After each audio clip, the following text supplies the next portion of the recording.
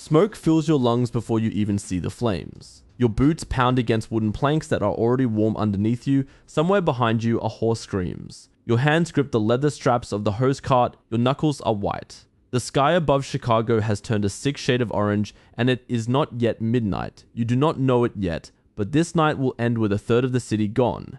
You are a volunteer firefighter with the Chicago Fire Department, one of the men called out on the night of October 8, 1871. You're not famous. History will not remember your name. You are one of hundreds of firefighters who answered the alarm that night, exhausted before you even began, because your company had already fought a massive blaze the day before. Your arms still ache from that fire. You had barely slept. Now the bells are ringing again, and this time the fire is different. It started small, they say, somewhere on Koven Street, a barn. Some say a cow kicked over a lantern, though you will never know for certain. What you do know is that Chicago in 1871 is a city built almost entirely of wood.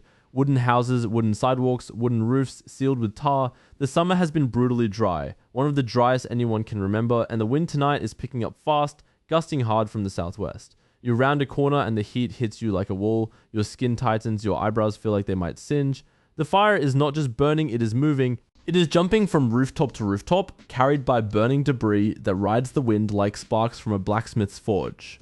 You watch a wooden shingle, fully ablaze, sail through the air and land 3 buildings away. Within seconds, that building is burning too.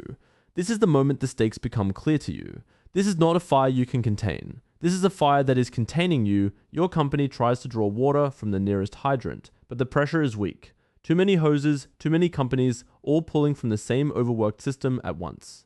Somewhere, a fire marshal is shouting orders that no longer make sense, because the fire is outrunning every plan anyone had. You feel your chest tighten not just from smoke, but from the growing understanding that you're not fighting this fire, you're trying to survive it. People run past you in the street, carrying what they can.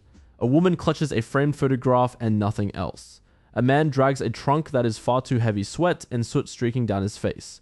Children cry, gripping the hands of parents who do not know which direction is safe anymore, because the fire seems to be everywhere at once. You want to help them, you want to stop and guide them somewhere safer. But your orders and your training and the roaring collapse of a nearby roof pull you back toward the line.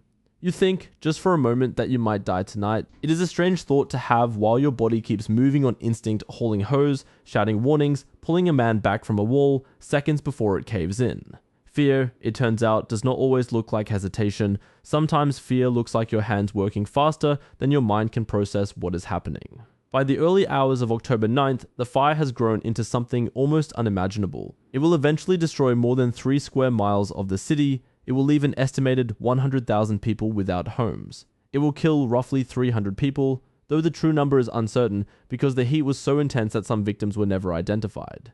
You do not know these final numbers yet. You only know the fire in front of you, the building beside you, the person you're trying to pull from danger right now.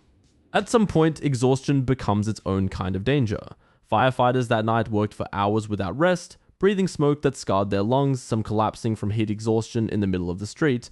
You keep going because stopping does not feel like an option, not when there are still people who have not made it out. Eventually, near dawn, rain begins to fall. It is not much, but combined with the fire finally running out of dry fuel to consume, the flames begin to slow. By the time the sun rises fully over Chicago, the fire is dying. Not because anyone truly defeated it, but because the city itself had run out of things to burn. What you lived through that night reveals something larger about how cities like Chicago were built in the 19th century and how unprepared they were for their own success. Rapid growth had packed wooden buildings close together with little regard for fire safety. Firefighting technology, though improving, still could not match the speed of a fire fed by drought and wind.